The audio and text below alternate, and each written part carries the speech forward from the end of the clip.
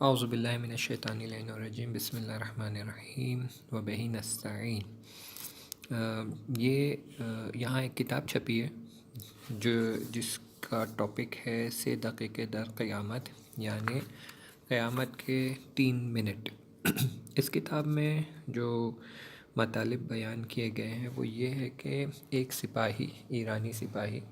جو جنگ میں مجروح ہو جاتا ہے اور آپریشن کے دوران اس کا انتقال ہو جاتا ہے، اور 3 منٹ تک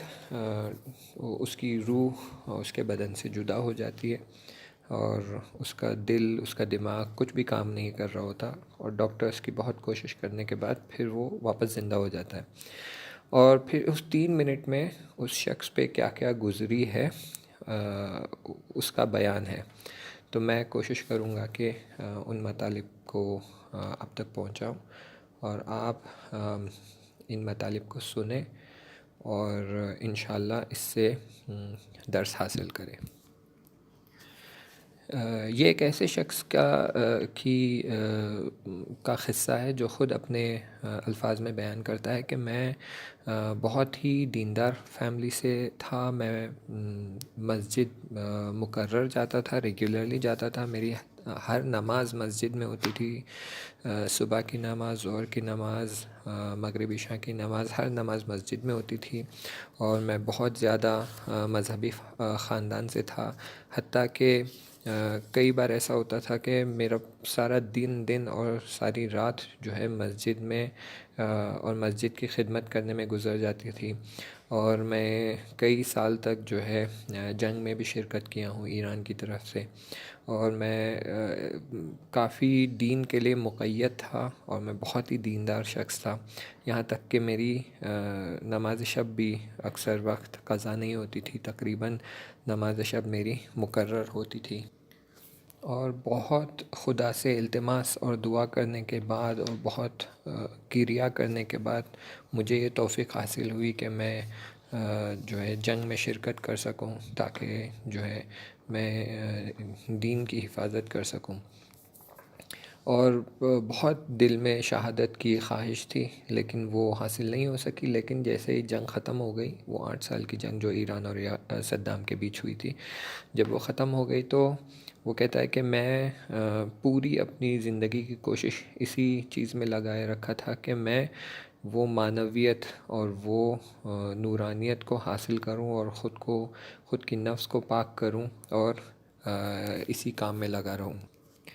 کیونکہ میں جانتا تھا کہ اگر شہادت کا راستہ اور شہادت مجھے حاصل کرنی ہے تو مجھے پہلے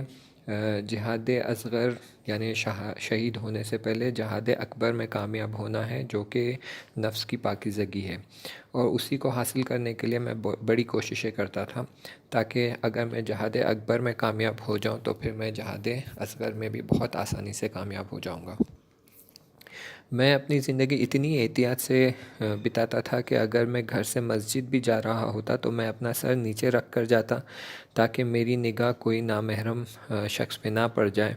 اور کسی طرح کے گناہ میں مبتلا نہ ہو جاؤں۔ اور پھر ایسا ہوا کہ ایک شب میں تنہا تھا، اور خدا کی بارگاہ میں نماز پڑھ کر بہت رو کر گریہ کر کے میں نے دعا کیا کہ خدایا مجھے حفظ کرنا، میں ابھی صرف 17 سال کا ہوں، اور مجھے بہت اس بات کا خوف ہے کہ کہیں اس زمانے تک جب تک کہ میری موت کا وقت نہ آ جائے، ایسا نہ ہو کہ میں اس دنیا کی چکا چوند میں کھو جاؤں، میں اس دنیا کی خواہشات میں مبتلا ہو جاؤں، اور میں حق کو بھول جاؤں، اور میں اس دنیا کے خواہشات کے پیچھے بھاگنے لگوں۔ تو خدایا مجھے اس مشکل سے بچانا، اور مجھے پاک و پاکیزہ رکھنا، تاکہ میں دنیا کی چکا چوند میں کھو نہ جاؤں، اور کہیں ایسا نہ ہو کہ میں اس دنیا کی چکا چوند میں کھو جاؤں، اور میری جو نفس ہے، میرا جو باطن ہے، وہ میں آلودہ کر دوں اور ناپاک کر دوں اور خواہشات میں ڈبو دوں۔ تو میری مدد کرنا کہ میں ایسے کاموں سے دور رہوں۔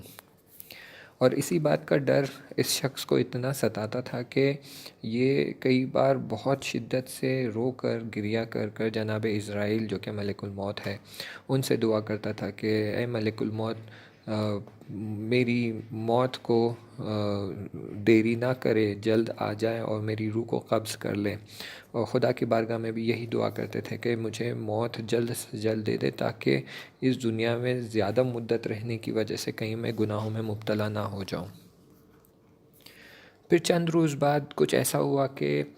کچھ افراد کو مسجد کی طرف سے پروگرام بنایا گیا کہ کچھ افراد جو پہلے مشہد نہیں گئے ہیں ان کو مشہد لے جایا جائے۔ تو یہ شخص بھی کیونکہ مسجد کے ممبر تھے تو انہوں نے بھی بہت کام کاج میں بزی ہو گئے تاکہ وسائل فراہم کیے جائے تاکہ یہ ان افراد کو مشہد لے جایا جائے۔ ان کی ٹکٹ بک کرانا، ان کے لیے بس ارینج کرنا، ان کا کھانا لے کر جانا، یہ ساری چیزوں میں یہ بزی ہو جاتے۔ اور کہتے ہیں کہ پھر بھی میرے دل میں یہی خیال تھا کہ میں جو ہے جب بھی کام کر کے تھک جاتا یا مجھے تھوڑا بہت وقت مل جاتا تو میں پھر سے جناب اسرائیل سے دعا کرتا کہ اے ملک الموت، آپ مجھے اس زندگی سے جلد چھٹکارا دیں اور میری موت کو نزدیک کر دیں۔ پھر وہ کہتے ہیں کہ میں کیونکہ بہت میری عمر کم تھی، 17-18 سال تھی، تو میں جانتا نہیں تھا کہ اہل البیت نے اس معاملے میں ہم سے کیا نصیحت کی ہے، کہ جو کہ بعد میں انہیں پتہ چلا کہ اس طرح کی دعا مانگنا صحیح نہیں ہے۔ تو وہ یہاں اعتراف کرتے ہیں کہ کیونکہ میں نہیں جانتا تھا اس لیے ایسی دعا کرتا تھا، لیکن جب بعد میں پتہ چلا تو مجھے اس بات کا افسوس ہوا کہ میں اس طرح کی دعا مانگتا تھا۔ پھر وہ کہتے ہیں کہ ایک دن میں بہت کام کر کے تھک گیا تھا، اگلے دن کاروان کو لے کر نکلنا تھا، پنجشنبے کا دن تھا اور آج کا دن چہارشنبے وینسڈے کا دن تھا، تو بہت کام کر کے تھک گیا تھا، تو میں گھر آ کر سو گیا اور آدھی رات کو اٹھا، پھر میں نماز شب پڑھا اور سو گیا۔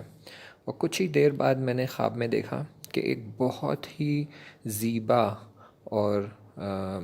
بہت ہی ہینڈسم دکھنے والا شخص میرے نزدیک آتا ہے اور کہتا ہے کہ کیوں مجھے اتنا یاد کرتے ہو، کیوں مجھے اتنا بلاتے ہو، مجھ سے کیا کام ہے تمہیں؟ تو یہ شخص کہتا ہے کہ وہ شخص اتنا خوبصورت اور اتنا زیبا تھا کہ ایک تو اس کی زیبائی اور خوبصورتی کی ہیبت کی وجہ سے میں اپنی جگہ سے ہل نہیں پایا، لیکن اسی ہیبت کی وجہ سے میں ان کے سامنے ادب سے کھڑا ہو گیا اور انہیں سلام کرنے لگا۔ یہ وہی خواب کی حالت میں وہ اس شخص کو سلام کرتے ہیں۔ تو پھر وہ اور سمجھ جاتے ہیں کہ یہ جناب اسرائیل ہے۔ تو جناب اسرائیل اس سے کہتے ہیں کہ اپنی موت کی دعا اتنی مت مانگو، ابھی تمہارا وقت نہیں ہوا ہے، میں تمہیں نہیں لے جاؤں گا۔ اور تو پھر یہ ان کے قدموں پہ گر کر بہت گڑ گڑا کر رونے لگتے ہیں اور کہتے ہیں کہ نہیں، ابھی آپ آئے ہیں تو مجھے لے کر ہی جائیں، اور مجھے اس دنیا میں نہیں رہنا، مجھے ڈر لگتا ہے کہ میں کہیں گناہ میں مبتلا نہ ہو جاؤں اور میری نفس آلودہ نہ ہو جائے۔ تو جناب اسرائیل اس کی طرف اشارہ کرتے ہیں اور کہتے ہیں کہ ابھی تمہارا وقت نہیں ہوا ہے، لوٹ جاؤ اپنی جگہ پر۔ اور وہ اس ایک اشارے کی وجہ سے وہ اپنی جگہ پر واپس پہنچ جاتا ہے، لیکن وہی واپس جاتے جاتے وہ بہت زور سے زمین پر گر جاتا ہے اور اس وقت اس کے دائیں ہاتھ پر چوٹ لگ جاتی ہے اور بہت درد ہونے لگتا ہے۔ اسی وقت وہ اپنی گھڑی میں وقت دیکھتا ہے تو یہ ظہر کا ٹائم، ظہر کے 12 بج رہے ہوتے، اور بہت شدت سے اس کے لیفٹ ہینڈ میں بلکہ پوری left side of the body میں درد ہونے لگتا ہے، اور اس درد سے وہ بیدار ہو جاتا ہے، اور جب آنکھ کھلتی ہے تو تب بھی اس کے باڈی میں بہت درد ہو رہا ہوتا ہے۔ پھر اگلے دن وہ اپنے کاموں میں بزی ہو جاتا ہے اور پھر جانے کی تیاری سب ہو جاتی ہے، تب اچانک انہیں پتہ چلتا ہے کہ یہ لوگ جو سپاہ میں تھے، جو ان کی ٹیم سارے افراد کو مشہد لے جانے والے تھے، ان کو ابھی تک سپاہ کی طرف سے پرمیشن نہیں ملا ہے، کلیئرنس نہیں ملا ہے کہ یہ چھٹی پہ جا سکتے ہیں اور ان افراد کو مشہد لے جا سکتے ہیں۔ تو یہ فوری اپنی موٹر بائک لے کر وہ جو ہے پرمیشن لیٹر لینے کے لیے اپنے آفس کی طرف جاتے ہیں، بڑی تیزی سے جا کر لوٹ رہے ہوتے، اور لوٹتے سمے ان کا بہت ہی بری طرح سے ایکسیڈنٹ ہو جاتا ہے، بہت ہی شدید ایکسیڈنٹ ہوتا ہے، جس کی وجہ سے یہ اپنی بائک سے اڑ کر چند میٹر دور جا کر گرتے ہیں۔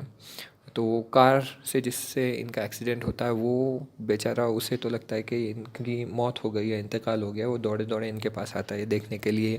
کہ یہ زندہ بھی ہے یا مر گئے، لیکن یہ اپنی جگہ سے اٹھ جاتے ہیں۔ تو بڑا تعجب میں آ جاتا ہے وہ ڈرائیور، کہتا ہے کہ تم بچ گئے، تمہیں کچھ چوٹ نہیں لگی، تمہیں کہیں خون نہیں آیا، کچھ ہڈی وڈی تو نہیں ٹوٹی؟ لیکن وہ اپنی جگہ سے اٹھتے کہتے نہیں، میں ٹھیک ہوں۔ اور پھر وہ ٹائم دیکھتے تو وہی بالکل برابر 12 بج رہے ہوتے، اور تبھی انہیں وہ یاد آتا ہے کہ کل شب انہوں نے یہی خواب میں دیکھا تھا کہ جناب اسرائیل آئے تھے اور اسی 12 بجے کے وقت اسے لوٹا دیا اور کہا کہ ابھی تمہارا وقت نہیں ہوا ہے. یعنی یہی اشارہ تھا کہ ابھی تمہارا وقت نہیں ہوا ہے، اگرچہ تم مشکلات میں یا کسی سخت چیز میں مبتلا ہو جاؤ گے، لیکن تمہارا وقت نہیں ہوا ہے تو تمہیں نہیں لے جایا جائے گا. اور اس بات کی طرف متوجہ ہو جاتے ہیں کہ ابھی ان کا وقت نہیں ہوا ہے، اور جب تک وقت نہیں ہوگا انہیں لے جایا نہیں جائے گا. تو پھر وہ سوچتے ہیں کہ باقی کی زندگی بھی اسی حالت میں گزارنی ہوگی، جہاں پر وہ کوشش کریں گے، اپنی نفس پہ کام کریں گے اور اپنی روح کو پاک رکھیں گے. اور پھر یہ آگے بڑھ جاتے ہیں اس مشہد کی ٹرپ کی طرف. وہ افراد کو لے کر مشہد کی طرف نکل جاتے ہیں. بیان کرتے ہیں کہ تقریباً 2 ہفتے تک یہ جو ایکسیڈنٹ کی وجہ سے درد ہوا ہے لیفٹ سائڈ باڈی میں، وہ 2 ہفتے تک چلتا رہا، اور کافی سخت ان کے لیے وہ وقت گزرا ہے، کیونکہ بہت شدید انہیں زخم لگا تھا، چوٹ آئی تھی. پھر وہ کہتے ہیں کہ ایک بات میں یہاں بتاتا چلوں کہ میں جس طرح کا شخص تھا، جس طرح کا پرسنالٹی تھی میری، وہ یہ تھی کہ لوگ مجھے اس نام سے جانتے تھے کہ یہ بہت مزاحیہ شخص ہے،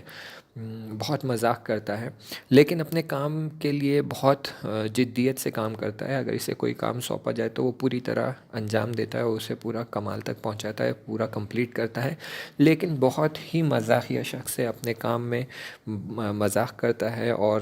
بہت مشہور تھے کہ اگر یہ جہاں بھی جائیں تو وہاں پر لوگ کبھی ان کے ساتھ بیٹھے بیٹھے تھکتے نہیں تھے. گھنٹوں گھنٹوں بات چلتی تھی اور ہنسی مذاق چلتا تھا. اور اگر یہ لوگ کہیں اس پہ اپنی طرف سے جو سپاہ کی طرف سے ٹریننگ کیمپ وغیرہ میں لے جائے جاتے تو ان کا ٹینٹ جو ہوتا وہاں سے رات بھر تک ہنسی مذاق کی آوازیں آتی تھیں. تو یہ بہت ہی معروف تھے کہ یہ کافی مزاحیہ شخصیت تھے، اور لوگ ان کے ساتھ رہ کر یہی ہنسی مذاق کرتے تھے. اور پھر یہ اس پہلے بخش کے آخری حصے میں کہتے ہیں کہ پھر جو ہے 1390 جو ایرانی کیلنڈر ہے، اس سال میں جو ہے ان کو ایک ماموریت دی گئی ایک ٹیم کے ساتھ کہ یہ جائیں اور ایک حصے کو جہاں پر جو ہے امریکی سولجرز اور عراقی سولجرز کی طرف سے کچھ امریکی سولجرز لکھا ہوا ہے، امریکی سولجرز کی طرف سے کچھ حملہ کیا گیا ہے افراد پر. تو وہاں جا کر وہ امریکی سولجرز کو بھگائے اور اس منطقے کو آزاد کرے. تو پھر وہ اپنی ٹیم کے ساتھ اس منطقے کو آزاد کرنے کے لیے نکل جاتے ہیں. اور اس عملیات میں یہ آپریشن جو ان کو انجام دینا تھا، اس میں وہ گھائل اور مجروح ہو جاتے ہیں. انشاءاللہ میں آگے کی بحث، آگے کے مطلب جو ہے جو نیکسٹ چیپٹر ہے اس کا، وہ میں نیکسٹ ریکارڈنگ میں آپ کو بھیجوں گا. میں چاہتا ہوں کہ آپ یہ سنیں تاکہ آپ کو سمجھ آئے کہ یہ بات جو ہے یہ کوئی دنیا میں جو ہم ہر کام کرتے ہیں، جہاں خداوند متعال نے ہمیں قرآن کی آیتوں سے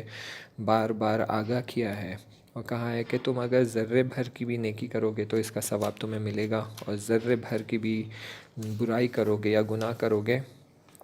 تو اس کا عذاب بھی اور اس کا حساب کتاب بھی کیا جائے گا. تو یہ بالکل آپ اس کو جتنا سیریسلی لے سکتے ہیں لیں، کیونکہ اس قصے کے بعد آپ کو سمجھ میں آئے گا کہ وہاں جب ہم جاتے ہیں تو وہاں کا معاملہ اتنا آسان اور اتنا سادہ نہیں ہے. انشاءاللہ میں اور دوسری باتیں دوسرے لیکچرز کے ساتھ بتاؤں گا. فعلاً آپ یہ لیکچر سنیں، انشاءاللہ کچھ دن بعد میں آپ کو دوسرے چیپٹر کی ریکارڈنگ بھیجوں گا انشاءاللہ تعالی.